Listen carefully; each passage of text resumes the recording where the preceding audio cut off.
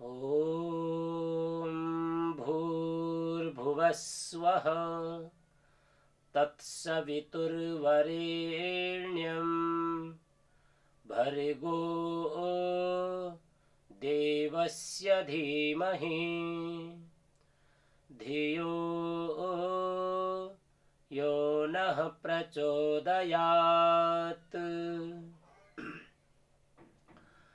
ॐ त्र्यम्बकं यजामहे सुगन्धिं पुष्टिवर्धनम् उर्वारुकमिव बन्धनान्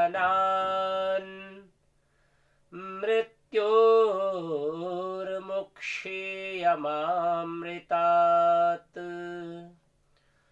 ॐ सहनाववतु सहनौ भुनक्तु सह वीर्यं करवावहै तेजस्विनावधीतमस्तु मा विद्विषावहै। ॐ असतो मा सद्गमय तमसो मा ज्योतिर्गमय मृत्योर्मा अमृतं गमय। ॐ शान्तिः शान्तिः शान्तिः। समादरणीय श्रोतृवृंद, सामुदायिक रेडियो टीकापुर FM 101 मेगाहर्जबाट प्रातःकालीन पुनित बेलामा प्रसारण भइरहेको यस अध्यात्म जागरण कार्यक्रममा यहाँहरूलाई हार्दिक स्वागत एवं म प्रस्तोता टीकाराम आर्यको हार्दिक वैदिक अभिवादन नमस्ते।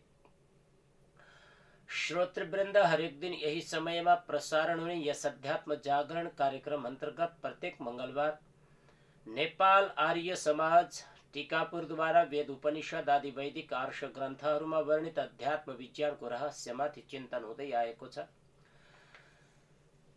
जस अन्तर्गत आज ऋग्वेद मण्डल 5 सूक्त 20 को मन्त्र 2 लिएर उपस्थित भएको छु, जसमा प्राणहरूको रक्षा अथवा प्राणहरूको रक्षा गर्नाले सदैव व्यक्ति रक्षित हुन्छ। यदि प्राणको रक्षा गर्न सकिएन भने व्यक्ति रक्षित हुँदैन भन्ने कुराको उपदेश यसमा गरिएको छ। त भनिएको छ, न स जीयते मरुतो न हन्यते न श्रेधति न व्यथते न रिष्यति नास्य राय उपदस्यन्ति नोतय ऋषिं वायं राजानं वा सुषुदथे। मरुतः, हे प्राणहरू, यम जुन ऋषिम ज्ञानीलाई वा अथवा राजानम रक्षा कर्म परायण कर्मशीललाई वा अथवा कुनै अरूलाई सुषुदथ सुख दिन्छौ, सह त्यो न त जीयते हानि नोक्सानीलाई उठाउँदछ, आयुमा कम हुँदैन, न हन्यते न मारिन्छ, न श्रेधते न दुःख दिन्छ, न व्यथते न डर्दछ न काँप्दछ, न रिष्यति न रिस गर्दछ, न क्रोध गर्दछ, न त अस्य यसको रायः धन उपदस्यन्ति क्षीण हुन्छन्, र न त यसको उतयः प्रीतिहरू रक्षाहरू तथा व्यवहार नष्ट हुन्छन्।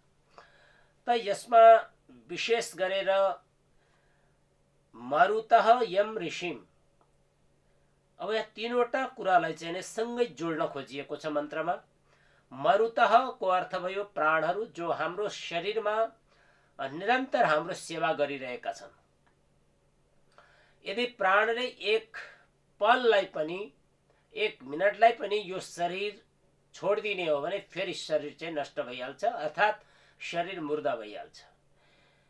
प्राणको रूपमा ईश्वरले शरीरको रक्षा गरिरहनु भएको छ अथवा शरीरलाई चलायमान चाहिँ बनाइरहनु भएको छ। यति हुँदा हुँदै पनि शरीर मर्छ।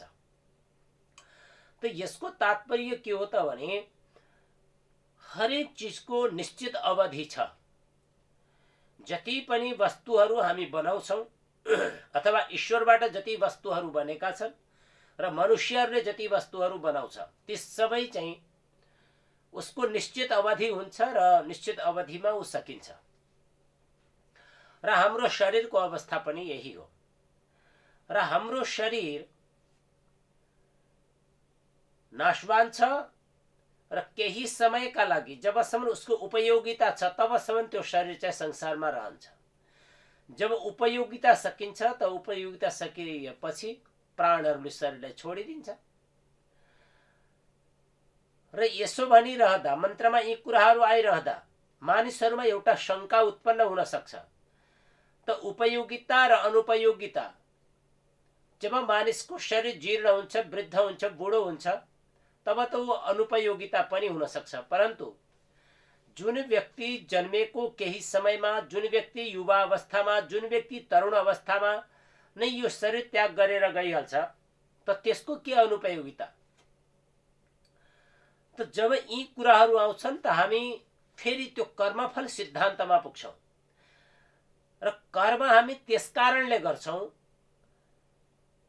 कि कर्म गर्दा हामीलाई कुनै न कुनै कर्मको प्रतिफल प्राप्त होस् भनेर गर्छौँ। चाहे जस्ता सुकै कर्म गरौँ, चाहे राम्रा कर्म गरौँ या नराम्रा कर्महरू गरौँ, तर उसको हामीलाई आशा के हुन्छ कि हामी उसको प्रतिफल चाहन्छौँ। काम गरिसकेपछि प्रतिफल आवश्यकता हुन्छ, त्यो चाहन्छौँ।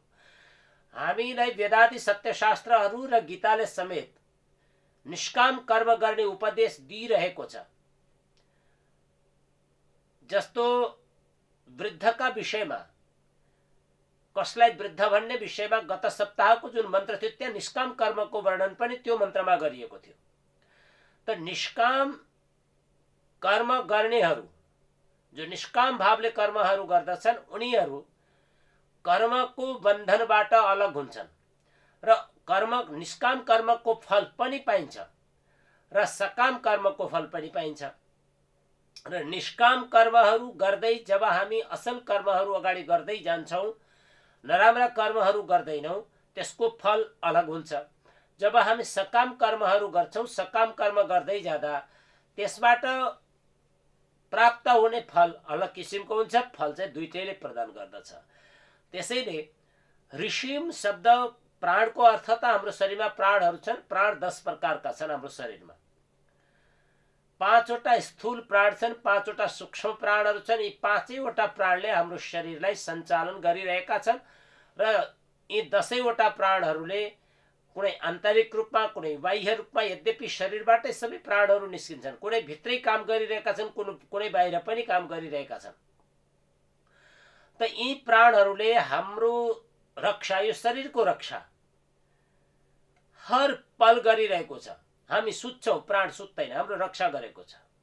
हामी काम गर्छौँ, हामी थकित हुन्छौँ, तर प्राण न थाक्छ न काममा चाहिँ अलग हुन्छ अथवा विश्राम गर्छ, केही पनि गर्दैन। हाम्रो शरीरको रक्षा निरन्तर गरिरहेको छ।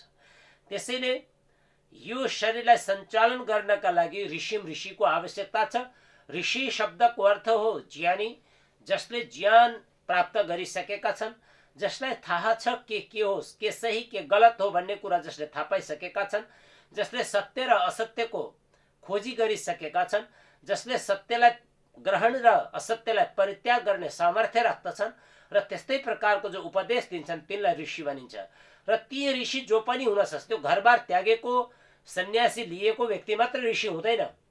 ऋषिकाहरू, हामी जुन ऋषिका सन्तान हौ, हामी कुनै न कुनै ऋषिको नामलाई लिएर गोत्रलाई अगाडि बढाइरहेका छौँ। त्यो ऋषि मेरो गोत्र यो हो भनेर ऋषिको नाम लिइरहेका छौँ। त यसको तात्पर्य के हो भने यदि ती ऋषिले विवाह नै नगरेको भए, ती गृहस्थी नै नभएको भए हामी कसका सन्तान हुन्थ्यौँ? त्यसैले ऋषि शब्दको अर्थ केवल सन्यासी होइन, सन्यासी पनि ऋषि हो। र त्यसको साथसाथै सन्यासीवत कर्महरू गर्ने त्यस्तो व्यक्तिहरू जो चाहिँ परिवारमा रहेर पनि उत्तम कर्महरू जो संसारमा गर्दछन् ती ऋषि हुन्। ती ऋषि कहाँ हुन्?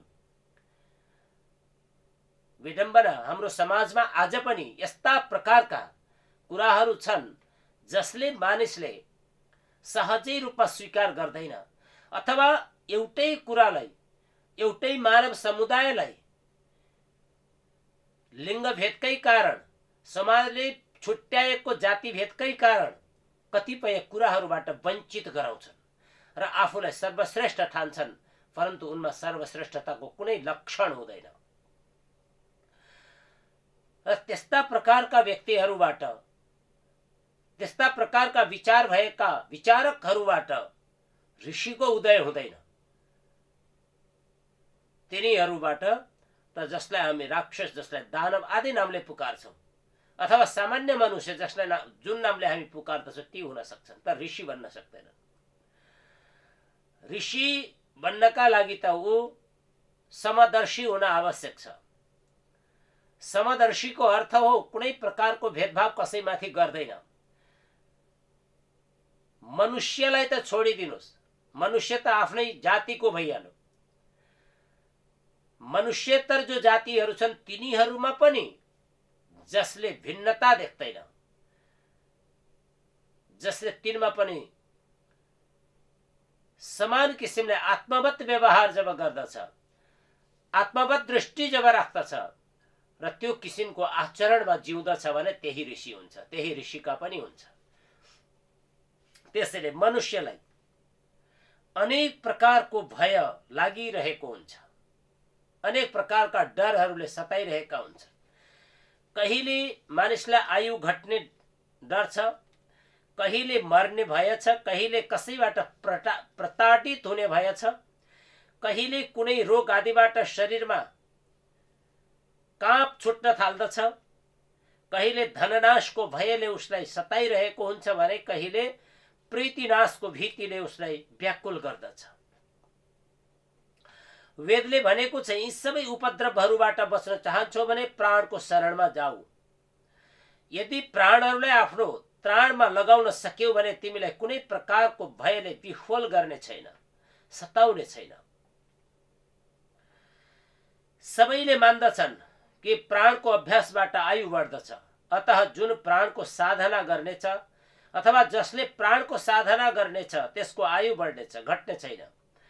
प्राणको साधना गर्नाले मृत्युको क्लेश पनि हुन सक्दैन। मर्नु त अवश्यम्भावी छ, जो जन्मेको छ त्यो अवश्य मर्नेछ।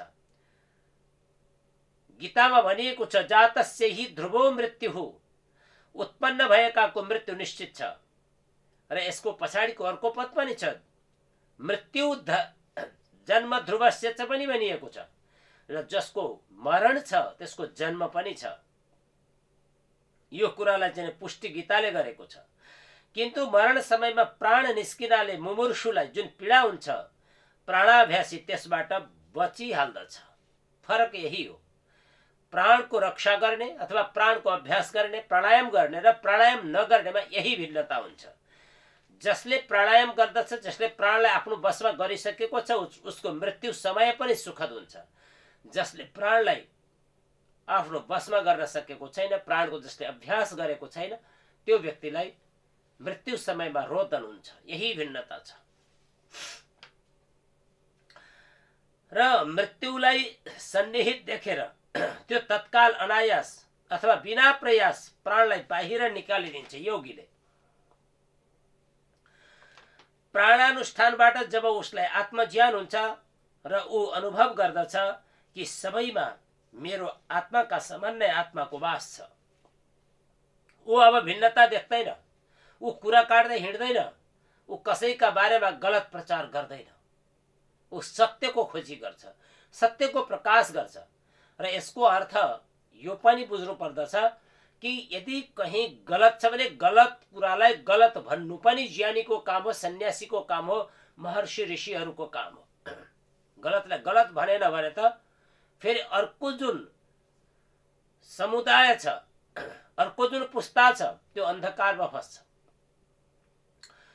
आज धेरै जसो हाम्रा सामाजिक मूल्य र मान्यताहरू यसैको शिकार बनेका छन्, किनकि त्यसलाई सत्यलाई सत्य हो भनिदिने व्यक्तिको अभाव भयो।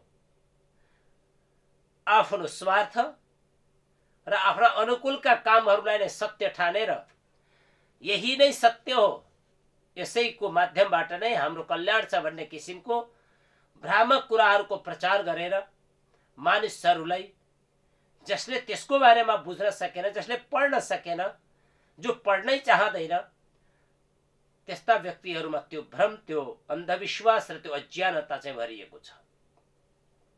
तमाम कुराहरू छन् हाम्रा कतिपय परम्पराहरू, तर पनि हामी उसलाई सत्य साबित गर्दछौँ, तर त्यो सत्य हुन सक्दैन। सत्यको तात्पर्य के हो? सत्यको मूल रूप भनेको यथार्थ कथन हो, यथार्थ दर्शन हो र यथार्थ चिन्तन हो। यदि यथार्थताबाट हामी विमुख हुन्छौँ भने हामी सत्यको नजिक कहिल्यै पनि पुग्न सक्दैनौँ, सदैव त्यो सत्यबाट अलग रहन्छौँ। त्यसैले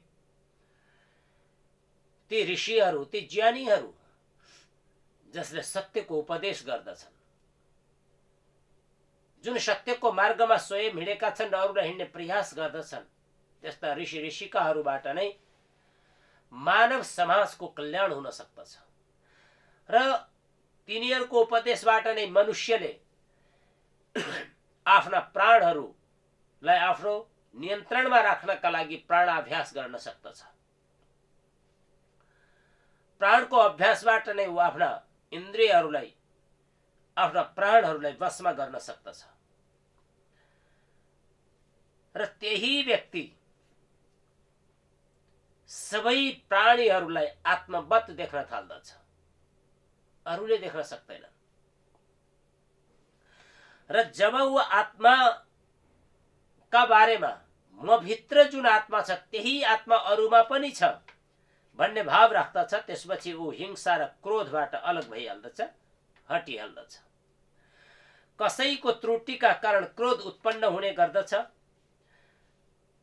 प्राणहरूले आफ्ना त्रुटिहरूको ज्ञान गराइसकेको छ, अब ऊ आफ्ना त्रुटिहरूको निवारणमा संलग्न छ। उसलाई अवकाश नै छैन कि अरूका दोषहरूलाई हेरोस्।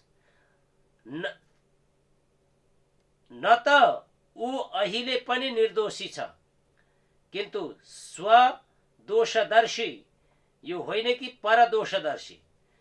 दोष त अवश्य पनि देख्दछ, तर योगीले, ज्ञानीले आफूभित्र दोष देख्दछ कि म भित्र यी दोषहरू छन्, तर जो अज्ञानी हुन्छ अरूभित्र दोष खोजिरहेको हुन्छ, आफ्ना दोष कहिल्यै देख्दैन, ऊ अरूलाई नै दोषी बनाइरहेको हुन्छ। त्यसैले यो होइन कि परदोषदर्शी डर या काँप्ने क्रिया पदार्थ नाशको सम्भावना हुन्छ। जब त्यो सम्भावना नै रहेन भने डर के को? यस्ता संयमीको धन कहिल्यै नष्ट हुन सक्दैन, किनकि प्राण साधकलाई अत्यन्त संयमपूर्वक जीवन बिताउनु पर्ने हुन्छ। सबै दुर्व्यसनहरूबाट आफूले आफैलाई बचाएर राख्नु पर्ने हुन्छ। सबैलाई आत्म समान जान्नाले ऊ सबैसँग प्रीतिको रीति नीतियुक्त व्यवहार गर्दछ, अतः ऊ सबैको प्रीतिभाजन बनिहाल्दछ। र भनिएको छ ऋग्वेद 1:64-13 पनि भनिएको छ, प्रनु समर्थः सबशा जनाम अतितस्थौ भूति मरुतो यमावत।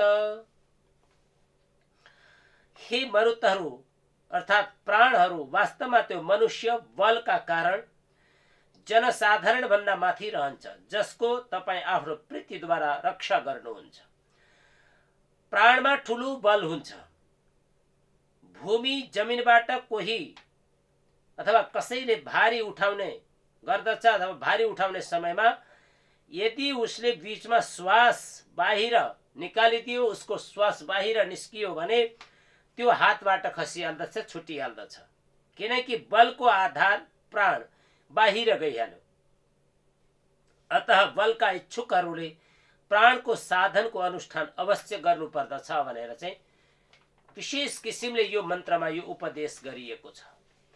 त यसका साथसाथै प्राणका बारेमा, प्राणलाई कसरी आफ्नो वशमा गर्ने भन्ने विषयमा यद्यपि हामी योग दर्शन आदि पढ्दछौँ र जसले पढ्नुहुन्छ, यद्यपि हामीको अर्थ सबैले त पढ्दैनन्, तर जसले पढ्नुहुन्छ उहाँहरूलाई थाहा छ, उहाँहरूलाई जानकारी छ कि प्राण के हो भन्ने कुराहरू। र योग दर्शनमा महर्षि पतञ्जलिले जुन प्राणको विषयमा सूत्रबद्ध गरेर राख्नु भएको छ, वेदका अनेक मन्त्रहरूमा यो विषयको चिन्तन हामी पाउँदछौँ। यो चर्चा हामीलाई प्राप्त हुन्छ अथवा यो उपदेश हामी वेदका माध्यमले चाहिँ प्राप्त गर्दछौँ। परन्तु जसले वेद पढ्दैनन्, जसले वेदलाई जान्ने प्रयास गर्दैनन्, तिनीहरूका लागि पनि कमसेकम योग दर्शन महर्षि पतञ्जलिले सानो रूपमा चाहिँ ल्याइदिनु भएको छ र जसमा धेरै कुराहरूको चाहिँ उपदेश गरिएको छ। विशेष गरेर अष्टाङ्ग योगको अष्टाङ्ग योगमा यम नियम आसन प्राणायाम प्रत्याहार धारणा ध्यान समाधिको जुन व्याख्या योग दर्शनमा गरिएको छ त्यो अति नै अनौठो छ। अर्थात् त्यसको माध्यमबाट नै मनुष्यले आफ्नो जीवनलाई जुन मुक्तिको कामना मनुष्यले गर्दछ, जुन सुखको कामना मनुष्यले गर्दछ त्यो प्राप्त गर्दछ। तर साधना नै गरेन, उसलाई सिद्ध गर्ने प्रयास नै गरेन भने त यी कुराहरू सम्भव छैनन्, यी असम्भव छन्। त्यसैले असम्भव कुराहरू त्यति बेलासम्म रहन्छन् जब हामी त्यसको साधना गर्दैनौँ। मनुष्य केवल शरीर पोषणको निमित्त मिलेको जन्म होइन। शरीर आवश्यक छ, किनकि कर्म गर्नका लागि पनि शरीर आवश्यक छ। र यदि त्यो हुँदैन थियो भने, यदि त्यसको आवश्यकता नै थिएन भने त शरीरको कुनै अर्थ रहने थिएन। त्यसैले ईश्वरीय सृष्टिमा ईश्वरले जुन सृष्टिको रचना गर्नुभएको छ, यद्यपि कतिपय नास्तिकहरू यो सृष्टिलाई ईश्वरले रचेको भन्नेमा विश्वास गर्दैनन्। आफै बनेको हो, प्रकृतिबाट बनेको आदि इत्यादि चाहिँ बोलिरहेका हुन्छन्। धेरै व्यक्तिहरू त्यस्तो बोल्छन्। तर जसले पनि बोल्नुहुन्छ उहाँहरूलाई कमसेकम यति कुराको चाहिँ जानकारी हुन आवश्यक हो कि वास्तवमा प्रकृति हो के, प्रकृतिको बारेमा त पढ्नु पर्यो कमसेकम, त्यो भन्नका लागि। र प्रकृति कस्तो छ, प्रकृति चेतन हो कि जड हो कि, प्रकृतिमा त्यो सामर्थ्य छ कि छैन, यस विषयमा त कमसेकम चिन्तन मनन गर्नु पर्यो, कमसेकम बुझ्ने प्रयास त गर्नुपर्छ। तर त्यो विचारै नगरिकन कतिपय जसले अस्तित्वलाई स्वीकार गरे, यद्यपि नास्तिकको अर्थ हो जसले अस्तित्वलाई स्वीकार गर्दैन, आत्माको अस्तित्व स्वीकार गर्दैन, प्रकृतिको अस्तित्व स्वीकार गर्दैन, ईश्वरको अस्तित्व स्वीकार गर्दैन, त्यस्तोलाई नास्तिक भनिन्छ। पूर्व जन्ममा विश्वास गर्दैन, पर जन्ममा विश्वास गर्दैन र यो जन्ममा मात्रै खानु भोग्नु आदि इत्यादिलाई चाहिने हो भनेर जसले विश्वास गर्दछ त्यस्ता प्रकारका व्यक्तिलाई नै यहाँ नास्तिक भनिएको हो। त आस्तिक र नास्तिकताको परिचय पनि यसैबाट हुन्छ। अतः यतिन्जेलसम्म यो कार्यक्रम सुनेर बसिरहनुभएका सम्पूर्ण श्रोताहरू कोटिशः साधुवाद दिँदै म प्रस्तुता टीकाराम आर्य पुनः वैदिक अभिवादन नमस्ते का साथ म मेरो वाणीलाई यहीँ विराम दिन्छु। ओम शम।